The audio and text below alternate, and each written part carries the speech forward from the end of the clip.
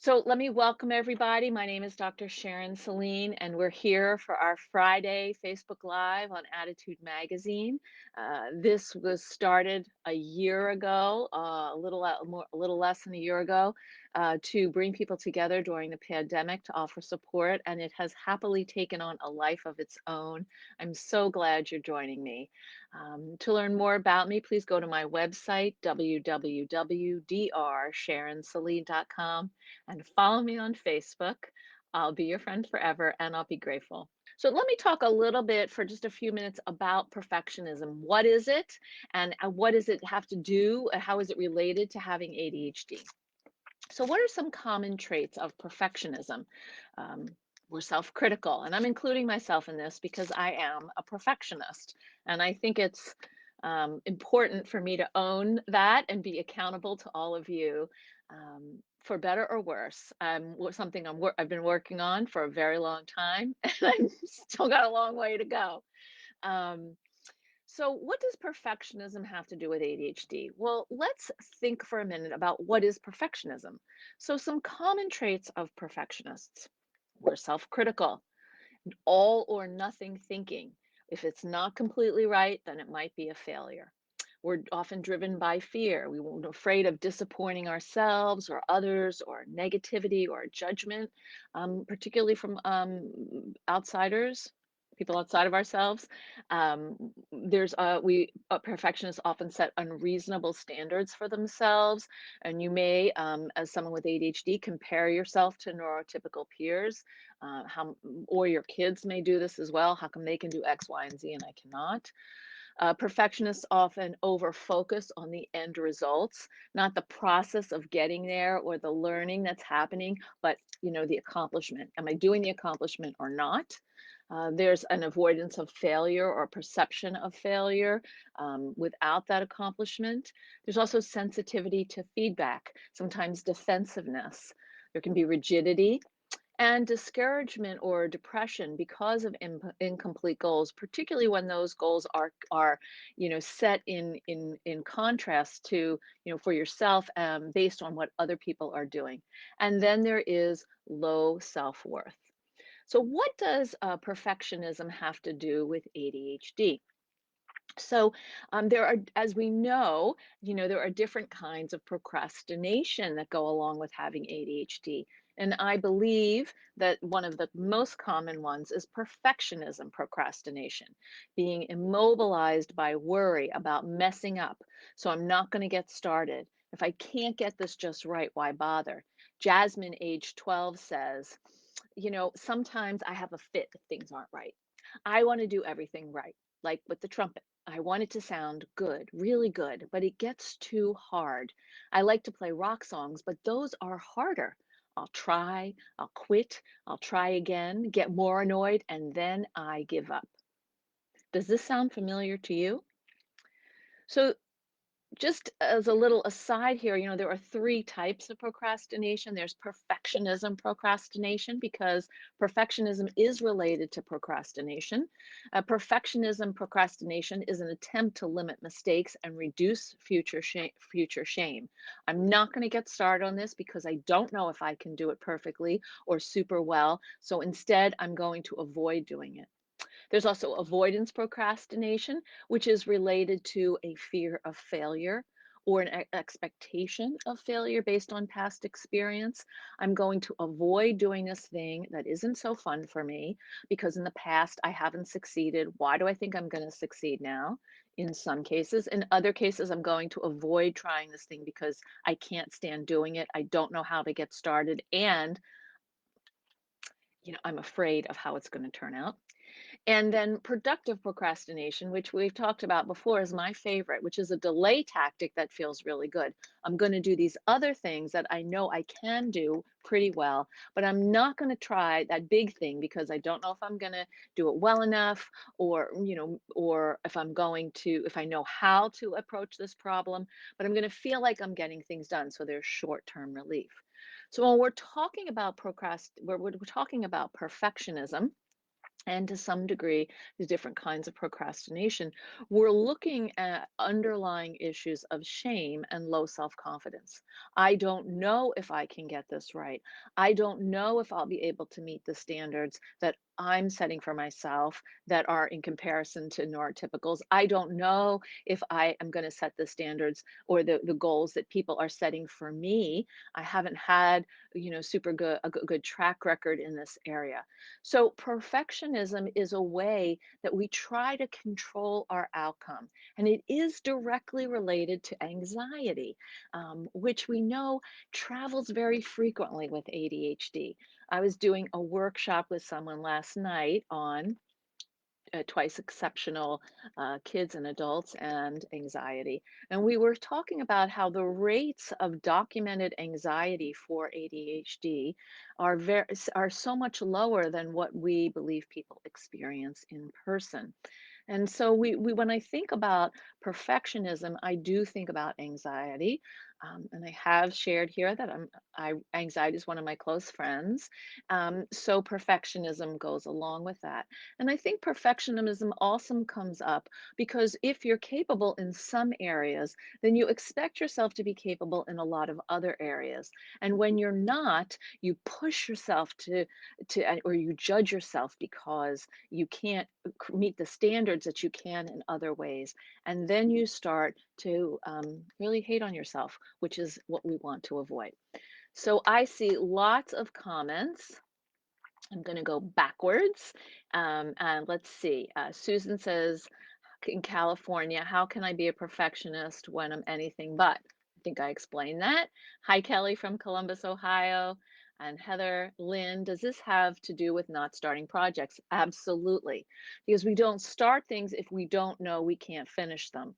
And so what happens is because we live in a very goal-oriented world where we have to do something, complete it, and move on to the next thing, we sometimes lose the joy of actually the process, right?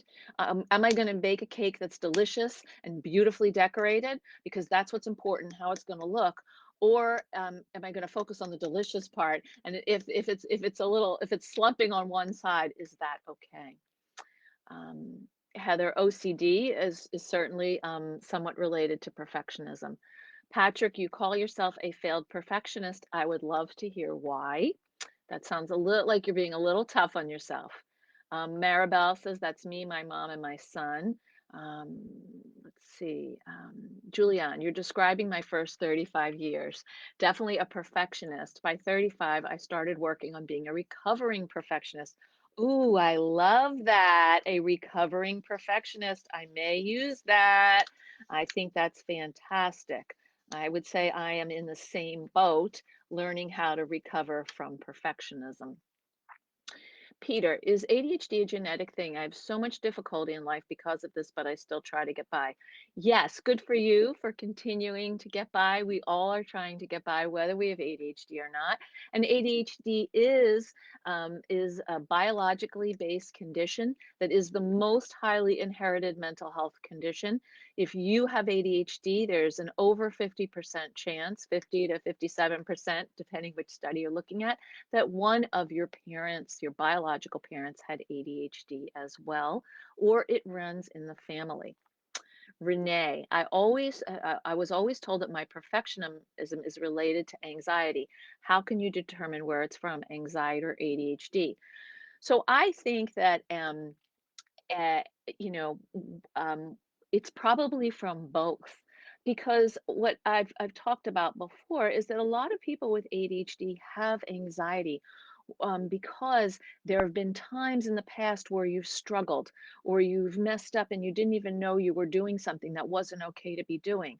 And so this develops into a kind of persistent level of worry, of vigilance. When is the next time I'm going to be going along my merry way and get feedback that that wasn't okay? And so this does build anxiety in people with ADHD, and that can then feed perfectionism. I'm going to try really hard to get everything right so I don't make a mistake, get that negative feedback, feel embarrassed, etc. Paula asks, can you have perfectionism without anxiety? Yes. in the way that there is no worry or fear, but just the love of achieving. Yes, of course, people can have perfectionism in the absence of anxiety. Um, they may enjoy that idea, the achievement that they get, the positive feedback they get when they achieve. Um, so those are traits that go along with perfectionism. It is, however, driven by anxiety for other people. It may not be driven that way. It may not be that way for you, excuse me. Heather, both my son have ADD and ADHD. It's difficult. It can be very difficult when a parent and a child has ADHD. And since this is a very common scenario, it's important for you as parents to look at your own ADHD and learn how to manage that in conjunction with your kids. In fact, it can be really helpful for kids when you model, oh, I'm going to work on this. You're working on this, or here's something you've asked me to change to do less of, and here's something I'd like you to do more of. So we're both working on something together. Kristen, I tend to ask a lot of questions with my assignments and tasks because I'm afraid of doing something wrong. Yes, so a lot of times people with ADHD do that. One of my clients this week said that, and he's in high school, he's 16. He said that he, wrote a draft of his English paper and he brought it in early to show it to his English teacher to say, is this what you're looking for? And the teacher said, I don't review papers before they're turned in. And he turned the paper in, and then he failed English for the fall. And this whole thing made me so angry, and it of course aggravated the parents, particularly because this child has an IEP. So there should be extended effort being made to support him, and he struggles with written expression and reading. Sarah Jane asks, how do we work past perfectionism taking over? Excellent question. I'm a business owner and often delay sending invoices for fear of not being perfect. I have also received some very tough anonymous letters recently that have knocked me back. Okay, so what we want to think about here is that we know, because we've talked about it, that people with ADHD can be very sensitive to negative feedback. We take it in, we mull over it, we stew, we hold on to it for a long time. And other people who maybe don't have ADHD or are less sensitive can take in the feedback and say and sort of piece out, this I want to hold on to, this makes sense, this doesn't, and it's not personalized. And one of the things that I think I want to, just suggest is what Al-Anon teaches, which is Q-tip, quit taking it personally. When someone gives you feedback, take what you think it makes sense and take and then, perhaps the delivery isn't very kind or some of it doesn't really ring true for you. That's okay. Take the piece that makes sense. So if people are giving you feedback about it, um, some of that has to do with them, and some of it might be something you can learn from because that's our purpose, right? We're living and we're learning. We're trying to improve ourselves. So if you delay sending invoices because they're not perfect, ultimately that's going to hurt you. Maybe you need to have someone to check your invoices or hire someone to help you to take care of that if it's really holding you back. On the other hand, you could make sure you get a computer program, whether it's QuickBooks or something that sort of speeds this along and may be able to check for any errors. Um, Marcia says ODD is the absolute devil. Thank you. Veronica, how can a person's perfectionism be tackled if they have very little self-compassion? That is a fantastic question. How do we build self-compassion in light of perfectionism, in light of these unreasonable standards you might be setting for yourself by comparing yourself to peers or people in your neighborhood who drive fancier cars or have bigger houses or earn more money. Um, so, what we want to do is start with what it is about ourselves that we think we actually do okay, even well. When you can hold on to what it is that you do pretty well, you do okay enough. I want you to write those down on a post-it and put it on your refrigerator. Put it on your bathroom mirror. And so you can have some affirmations. I like when I think I do an okay job at. Because right now, what's happening is the negative self talk is outweighing acknowledgement of the ways in which you are just uniquely you. And that's wonderful. Um,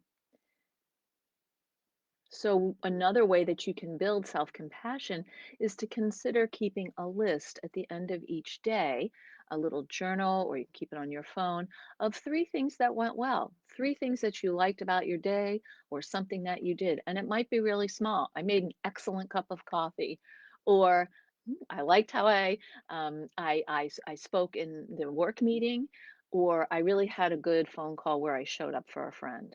Doesn't have to be major things.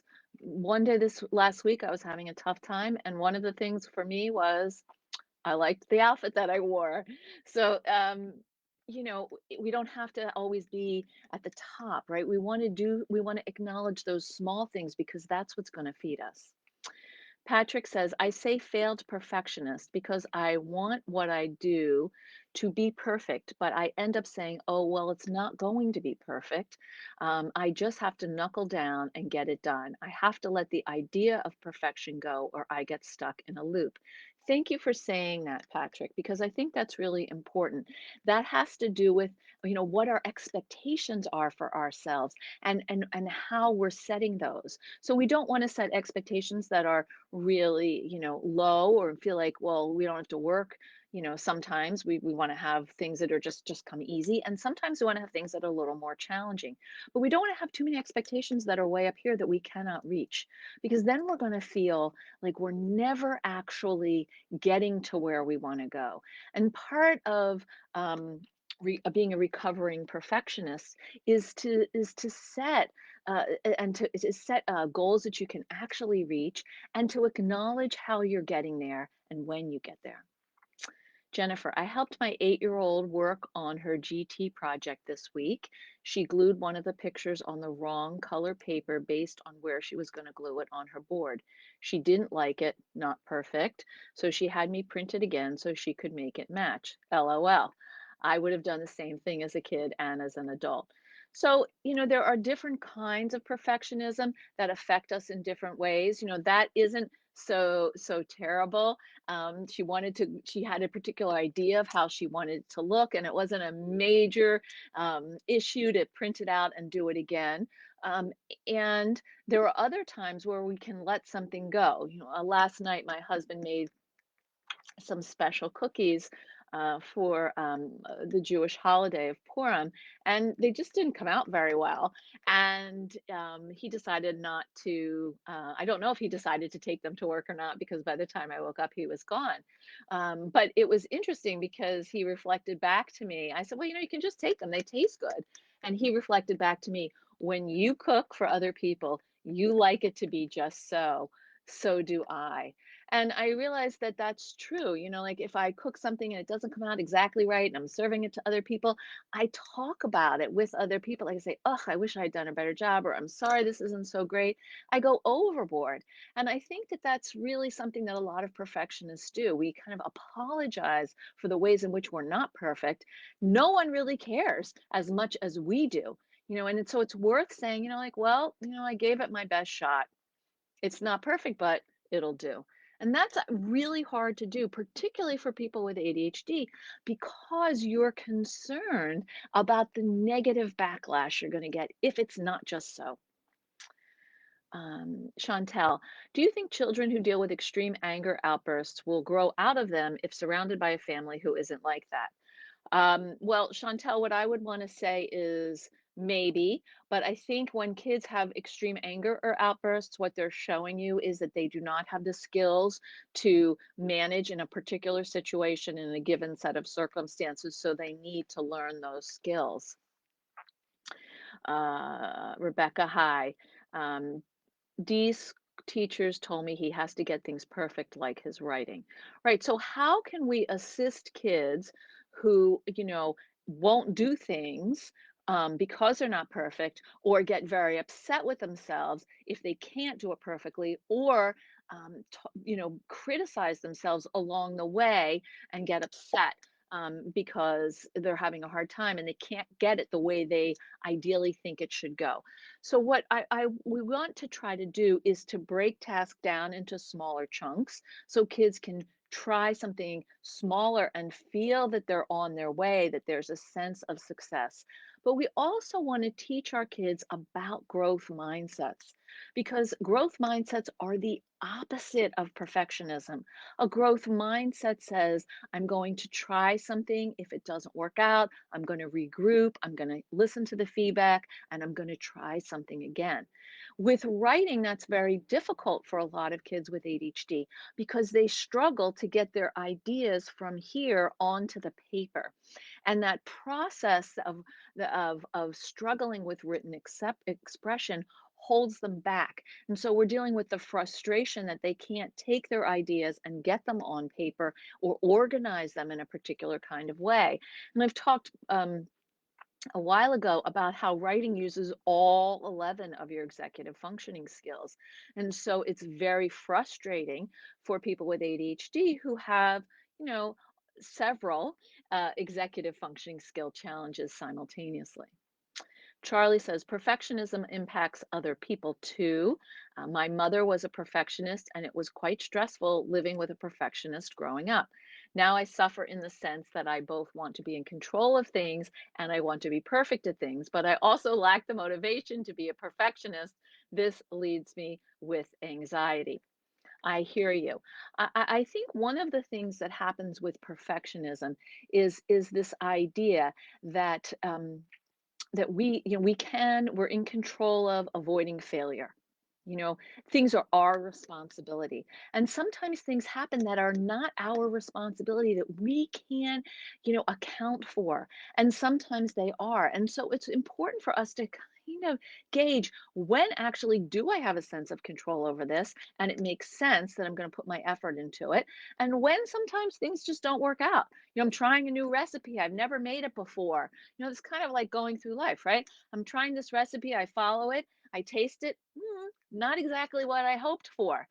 Good to know. Maybe I won't make it again. Maybe I'll try to tweak it before I serve it. So we want to think about that because one of the issues when you are raised by a perfectionist, they export their standards of getting everything right onto you. And now you want to get everything right, not just to please them, because that's what kids do with their parents, but because that's what you believe is expected of you when you operate in the world. Heather, I have anxiety and depression and was brought up being told I had learning disabilities, but realized it was ADD. But it wasn't big in the late 60s, early 70s. That's correct, Heather. That was true for my brother. He clearly had uh, um, ADHD, but it wasn't treated particularly well in the 70s or effectively. And, it was mostly about anxiety for him. And he didn't figure it out until he was quite a bit older when his son was diagnosed. Peter, for me, I could do everything except one task correct, and that one thing will destroy whatever positivity I got. Ouch. My parents growing up would never give praise for doing good things, grades, sports. So for me, anything less than being perfect is useless. So, Peter, here's what I want to say to you. You have internalized this voice that anything less than perfect is useless. And what I would like you to actively do is come up with a phrase to say to that voice, because that voice is not your voice. That's that imported parental voice.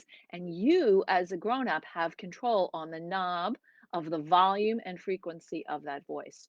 What is it that you could say to that voice instead of anything less than perfect is useless?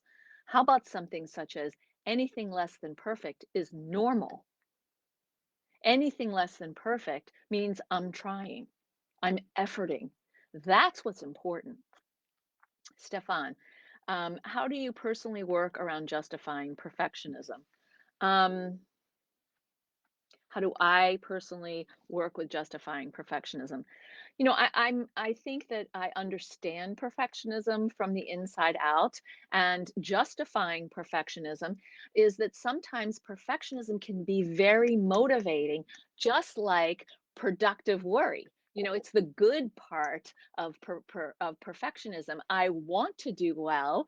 I am putting efforts in. I'm getting resources. I want it to look nice, just like the little girl who had an idea of what picture went on what color page. I have my own sense of how things should look and work.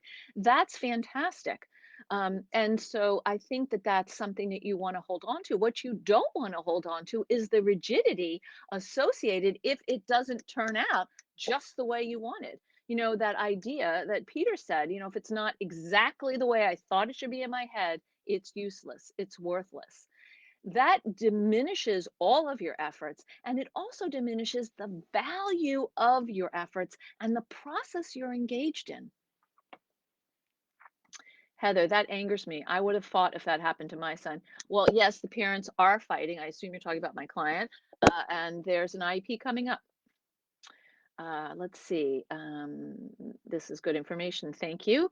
How do you correct your child with ADHD so they don't get sensitive? Or this is a terrific question, because how do we deal with perfectionist people in our lives? Because a lot of perfectionists are defensive because of the internalized negativity. If it's not perfect, it's not worth anything. So what we want to do is we want to always lead with what you see and you observe in terms of effort and positive output. And then you want to ask, how do you feel about this? What do you like about it? And what would you have liked to see be different? We want to try to shift the idea of negative feedback. One client I worked with said, "I don't know why you adults think there's such a thing as positive feedback. It's all negative, it's all bad." That's what we want to try to avoid. Remember that kids with ADHD are very sensitive to hearing about how they're not measuring up. So we want to basically acknowledge what you see them doing. That's when they're doing it, things that you're excited about, you've asked them to do, that celebration of my 5 C's. And then when they're not doing something, be judicious about what that is. People can really only change one thing at a time. So if you're criticizing your kids for 5, 6, or 7 things, they are going to be sensitive. Come together with your kids, talk about what's something that they'd like to change about themselves. What's something, and I would bet you $100 that what's on their list is on your list. Go with that and work with them on that and give feedback in that area predominantly, and give it kindly. I notice, I observe. How could you change it? If you were rewinding, what would you rewind and do? How would you do it differently? Heather says, sometimes I can let it go and sometimes I can't. Of course. Well, we all can. Sometimes we take in people's feedback, and it's hard to get it out of our head. It's hard to feel like, gosh, I wish they hadn't said that, because now it's running its own little tape. But we can press the pause button when people say things that hurt us. It's 50% about us and 50% about them. They can say it in a different way. They can they can sort of have a little more compassion. Maybe they're triggered about something. So we want to really take that into account when for about practicing forgiveness, because letting go is not just about letting go, it's about practicing forgiveness. One of the challenges with letting it go, at least for me, has always been, if I let it go, what am I going to hold on to? So if you're letting something go, whether it's a goal that you had, a hope, um, some way that someone hurt you, what are you going to replace that holding on with? What are you going to say or do instead? Dara, my ADHD son is going through puberty, 15 years old in May, and is really seeking more independence. Problem is, he is still mentally immature by 2 to 3 years. Welcome to the club. That's very true for a lot of kids with ADHD. Anytime we try and give more freedom, we give an inch and he takes a mile. It's causing friction, and it's been a struggle trying to compromise appropriately. So here's the thing. He wants independence, but he has to earn it, right? He has to show you that he's ready for the independence that you're giving him. And if you're giving him independence and he's not showing up in the way that he needs to, he's not following through, then he's actually consistently, okay? Occasionally we expect, but regularly over and over. You say you can stay out until 11, he comes home at 12. What's the logical consequence for that? The next time he goes out, he can stay out until 10:30 because he hasn't actually cooperated with the agreement that you made. So you want to set agreements that he can cooperate with, and you want him to show you with his actions and behavior that he's doing what you're asking, and then you can, go up a notch if you want to, or, open more things up. Maribel, how do I minimize the anxiety when you don't get the result you expected, and how to learn how to enjoy the small achievements? That's a really great question because when we don't get what we're hoping for, what we get is disappointed. And, anxiety is a coping mechanism for tolerating disappointment. None of us come into the world with a very strong, buff six pack of our disappointment muscle. We have to develop this over time. And the way we develop a disappointment muscle is by experiencing disappointment. And we've all been there, right? That's how we've matured and it's how we've learned as adults. So, what happens is that we become anxious because we're afraid of disappointing others or being disappointed ourselves. We're not comfortable in that scenario. And so we have to figure out how to support ourselves in that discomfort, how to stand in it, and how to support our kids. This is how kids learn resilience. It's how you learn resilience. Things are disappointing, and what am I going to do? How am I going to hold it? What's going to help me move through it? I think learning to enjoy the small achievements is a challenge for a perfectionist, particularly um, people who set high goals for themselves, because if it's not this, then it's actually not anything. And we need to look at those steps we're making. What are some goals we've had for ourselves? And when we get there, to remember to take it in, breathe, take a walk, congratulate yourself. It's okay to feel good in your accomplishment. Tomorrow is another day. Something may happen that might bring you down a notch. But right now, look at what you did that worked and enjoy it. Julianne, I'm a recovering perfectionist. I think we need a club for all of us recovering perfectionists. I'm working on my work projects being good enough. High five to you. Um, I generally spend too much time on work assignments that I got to a point where I had to talk myself about how much energy I spent on it. This is excellent, Julianne. I'm very, very happy for you because a lot of time, particularly for people with ADHD, their efforts well exceed what's demanded of them in a particular situation or project because they want to make sure it's just so, and you get burned out. So you want to be able to look at what is good enough. Good enough is good enough. I trained in psychodrama many years ago, and I worked with this wonderful woman, Dorothy Satin, and she used to say, real is better than perfect. And I love this. I love this expression.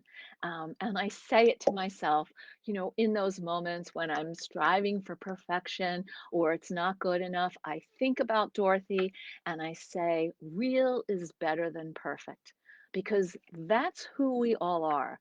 Nobody is perfect. And if you think someone's perfect, then you're comparing your insides to their outsides, which may look a way that's very different from what they experience internally. Andrea, um, I don't know if it's perfectionism or just knowing my limits, maybe, or both. But I'm 36 and don't have my driver's license. I started learning in my 20s, even got a permit, but at the time I wasn't doing it because I was ready, because others thought it was time to learn this. I wasn't mentally stable at all, and my family member who was giving me lessons was too reactive in a negative way, and it resulted in crying meltdowns for me. Now I've done a lot of self work, but I'm still afraid of this, thinking I can't do it. I can't learn because of my ADHD, hypoactive and inattentive nature. So, what I want to say is you can do this. Many people with ADHD learn how to drive, and you can too. Start small. Take a lesson that's 15 minutes, then 30 minutes, then maybe an hour. I don't know how long driver's lessons are, but you want to start very small. And and we call this, we're dealing with anxiety sometimes, exposure therapy. Maybe for you, the first part is just sitting in the car and turning it on. Maybe that's enough. Maybe sitting in the car and turning it on with another person and then, slowly um, going 25 feet. Start small and work in increments. Anna, OMG, don't take it personally, is a great idea, but so freaking difficult. I know, right? I know. That's why I actually have right here on my computer a post-it that says Q-tip, quit taking it personally, just in case I need a reminder. Lynn says, what is ODD? ODD is oppositional defiance disorder. Storm, Maribel, I found some advice for that. I found that setting a goal roadmap helps. What a great idea. That's terrific. Sure, you don't have the skills to do it just yet, but if you complete easier related goals, you'll train those skills in the process. I love that. I think that's fantastic. Anyone else have a goal roadmap? A goal roadmap. Um, let's see. Let's see who else I've got here. Andrea, once I learned that your 100% isn't the same as your 100% yesterday. Your 100% today may have been like your 60% yesterday. That's great. So you're giving yourself some leeway. And that's one of the things that perfectionists need the most is leeway. Some days go better than others. It doesn't mean you're a failure. Jessica, my daughter's ADD seems to have gotten a lot worse since the epidemic. Could this be due to the disruption of her schedule? Probably 100%. It's very hard right now for kids who have lost their routines related to school and life. Shella Ann, what about expectations in relationships? Is that a thing? Once I see the parts I don't like and can't handle, I'm starting to walk away. Well, this is interesting. I mean, I think that expectations in relationships can be very helpful. The question is, are you having unrealistic expectations? Because whoever your partner is also human. We are all human. We all, uh, you know, um, we all have our strengths and our challenges. We have our beautiful aspects of our personalities, and we have some warts. So I think the question is, what are some challenges or some character traits in your partners that may not be ideal, but they're willing to work on because they love you, and you're willing to work on some of the ones in you for them because you care about them. I've noticed that too. I only started work on this year. Okay. Um, Sometimes we set unrealistic expectations of our partners. And again, that's that exporting pattern. We want them to be a particular way because then we will feel better about that. But we're judging them. And yet we don't want to be judged by them, even though we open the door for that every time we judge them. Veronica, what can you do if you do reach your perfect product? Oh, thumbs up on that. But because of that, live in a constant state of exhaustion. Thumbs down on that. Okay. Perfectionism shouldn't be at the price, shouldn't be the price of your sanity. And I do struggle with this. I definitely am an overachiever. I say yes to a lot of things, and I'm actively working on trying to say no more often so I have more time to, walk and be outside and knit a sweater or whatever I want to do or watch a movie on a Saturday afternoon. So I think what we have to do is to look at our limits. We are human. We have energetic limits as well as intellectual limits and physical limits. So instead of, pushing yourself so that you're exhausted, step back for a minute and say, okay, where is this thing where I am not willing to change my standard? And where is this thing where I could alter my standard a bit more so that I feel a little more relaxed? Heather, I wish I knew about this sooner. It has brought so much pain. It's good to know now because it can be different going forward. I agree. I'm so glad you're here. For me, I didn't learn. I couldn't continue with the exhaustion and had to let some of my perfection go. Yes, our health and our well being is very important. Carolina, how do I help my son who beats himself up when things go wrong? I praise his efforts a lot, but when he's crying, it hurts me. Yes, there's nothing worse than that. Honestly, when your kids are so hard on themselves and they're crying about, you know, various ways in which they can't stand themselves or what they're doing. I think the important thing is that when your kids are sad is to be with them in that sadness, to say, I know this is hard. I'm here for you. You're not alone.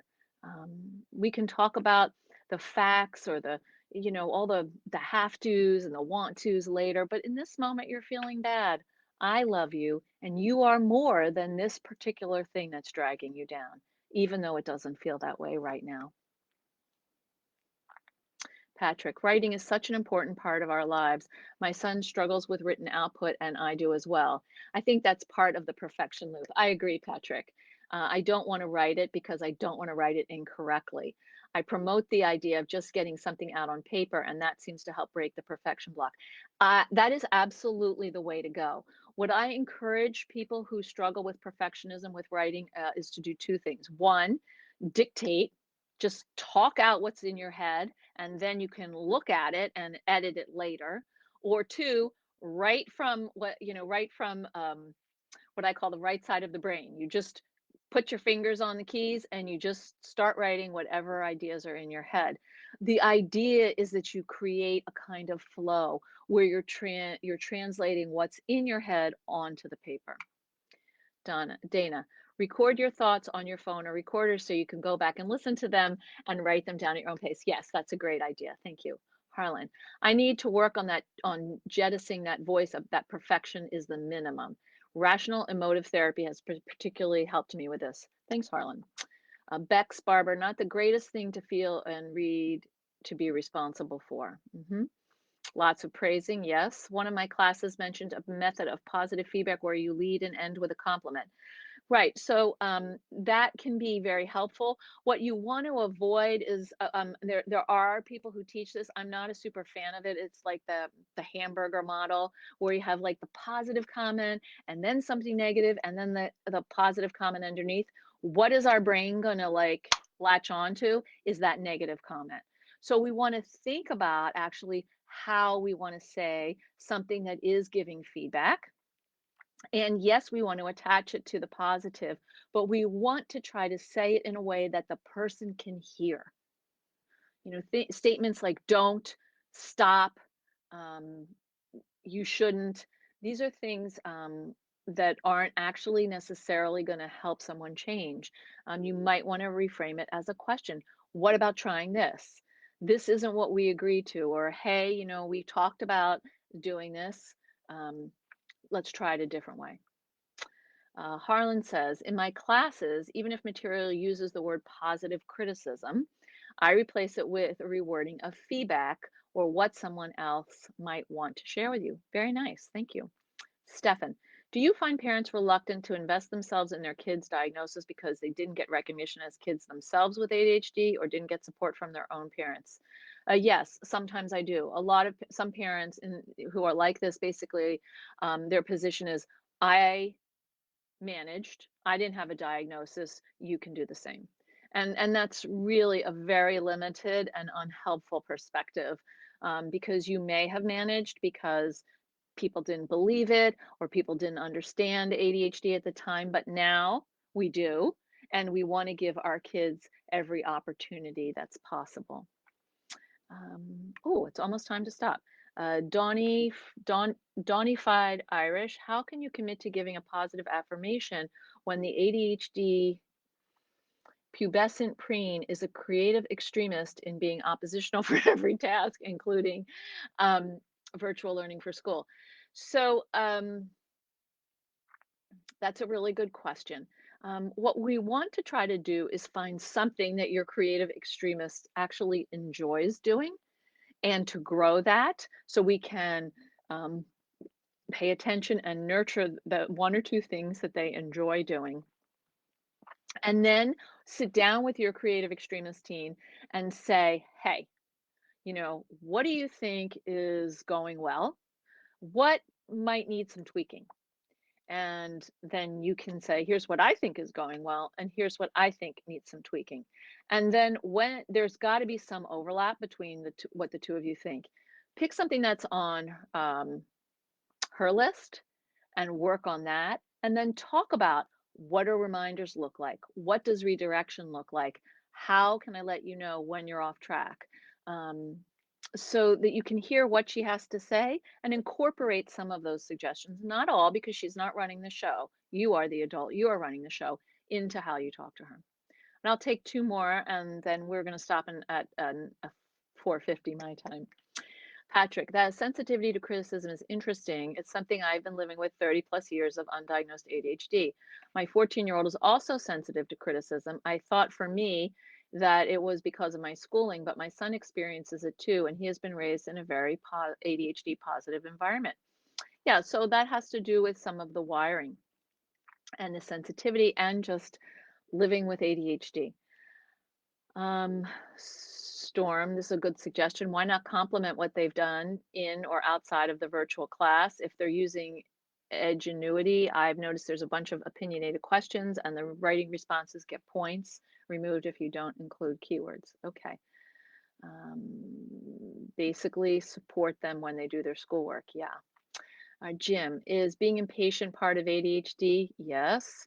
And Heather, I'm going to stop with you. I'm a recovering alcoholic, and I've always was always told if there's nothing you can do about it at that moment, then it's not that important, and you can try the following day and try again. I love that. That is a beautiful note for us to end on. Julianne says, it's okay to celebrate an achievement. I just spit out my coffee laughing. I've never done that. That achievement was just the expectation. I think it's expectation. Okay, well, it's time to start practicing, you know, celebrate a small achievement.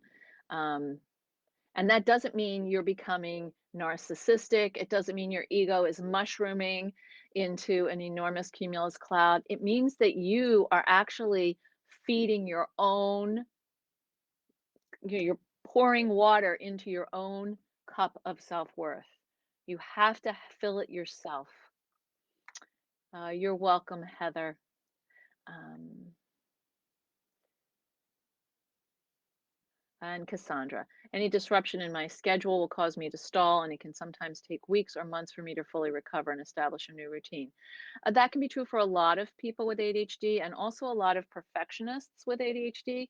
So, I think that because the routine is centering and grounding, and it's how you um, learn to move in the world, but being able to have some things that are unexpected or spontaneous or shifts and adapting to them will help you accept and deal with the imperfections in your life as you go. So I'm going to stop here. Thank you so much for attending today. We will not be meeting next week. No, actually, we will be meeting next week. I'm sorry. I had my schedule messed up. We will be meeting next week. And I will see you then.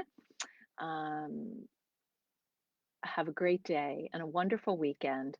And pat yourself on the back for something that you do that goes pretty well. Okay? Have a good weekend and be kind to yourself today. Look at something you did and said, wow, I tried. It came out okay. Cool. Take care. I'm Dr. Sharon Saline for Attitude Magazine. Please check me out at www.drsharonsaline.com and follow my Facebook at Sharon Saline. I'd love to have you on board. Thank you so much. Bye bye.